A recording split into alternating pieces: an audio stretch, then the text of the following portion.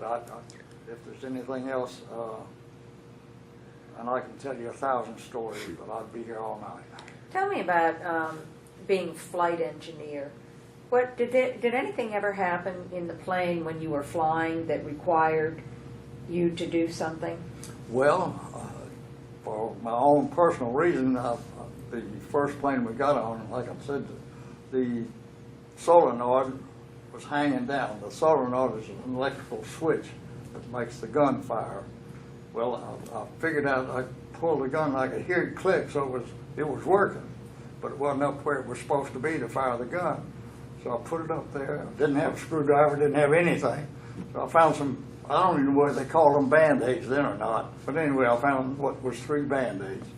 And taped that sucker up there, and when we got over the Adriatic, chest fired, shot like a... So that was one time. In fact, I wrote a little article about a Band-Aid mechanic. Another time, we were getting ready to take off, and they have a tail wheel centering pin.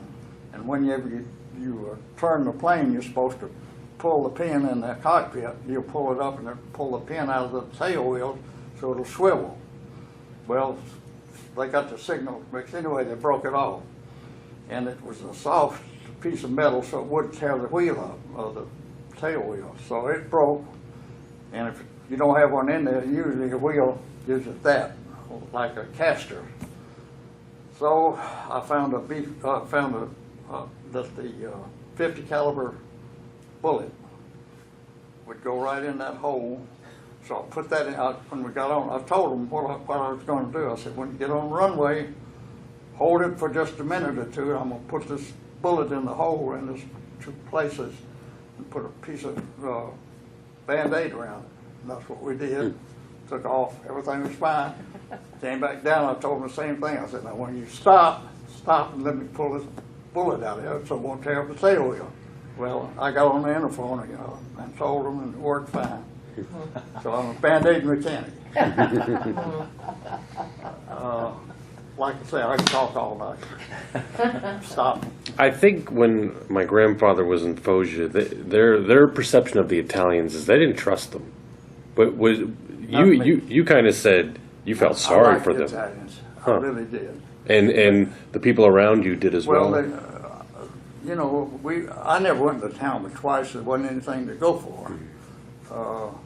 So we had little Italian kids that come and get our laundry, and they play around with us. And we had one guy, Sully, that was good with the kids, and we'd play and have fun with them. You know, it's a joke with them, and give them cigarettes or candy, and they take our clothes and wash them and bring them back. And I went to Naples one time and met a family. I'm forgetting how I did that, but they took us in the house and talked to us, and they were very nice people. You know, I said, this is crazy. They were very nice people, and I've always loved the people because they're very expressive. And you go down, after the war, we went to Naples one time and just sat down and watched them, and they pranced back and forth like a bunch of chickens and showing off, you know, and you can watch them walking up and down, making signals and, you know, flirting with the girls and all that. I had a wonderful experience. I really did. After the war was over here, well, here we go again. They took our planes, and we flew infantrymen from Naples to Marrakech, North Africa, or Casablanca. And I made several trips taking infantrymen from Naples to North Africa. How many guys did you load on there at one time? How many we hauled is either 20 or 25, and I can't remember.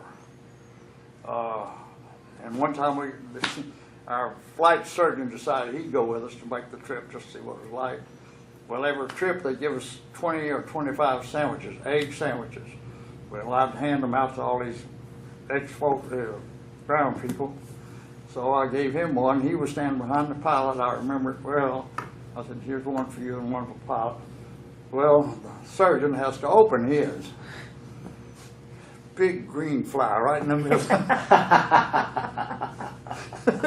Of all the sandwiches and all the time. So I took his sandwich and threw it away and gave him mine. But, the luck of the draw again. And we landed in Marrakech. I had a dog. And every time we get there, well, he had more flight time than most guys in the Air Force.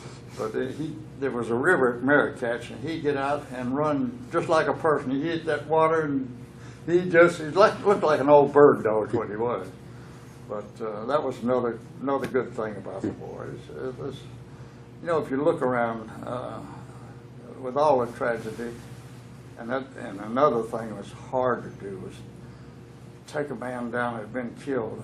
We have a plane that didn't have any armor or anything else, and it was real light. And we'd take them down to Bari, Italy, and bury them. And you go down one time, and then maybe the next week you take somebody else. And they had moved from here to way down, and they'd already buried that many men. And that really gets to you. And These were also, fellow airmen that you were ferrying their bodies? You what? They were fellow airmen? Yeah, Yeah, I see. yeah, they're all airmen. And it's tough, and you swear you're not going to cry. Sit there and cry like a baby. It's something you just can't help, and you never forget it. That part of the war hurts, really hurts, and this nobody on my plane while I was in there ever got hurt, never got hit, and I'm so fortunate. I just, like I say, I can talk forever, but the war has enlightened me very much, and I'm happy to live every day. And